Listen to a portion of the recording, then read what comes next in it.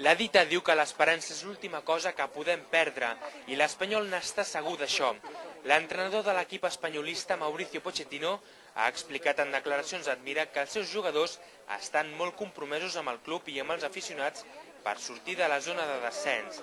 La mostra que en els darrers 3 partits han aconseguit 7 dels 9 punts possibles.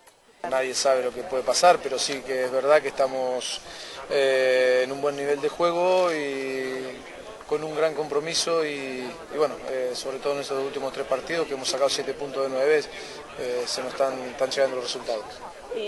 L'equip ja es prepara per jugar el proper dijous contra l'Sporting, un maig que encara té un dubte al d'Ivan de la Peña, ja que encara no se sap si estarà al 100% per jugar a El Molinón.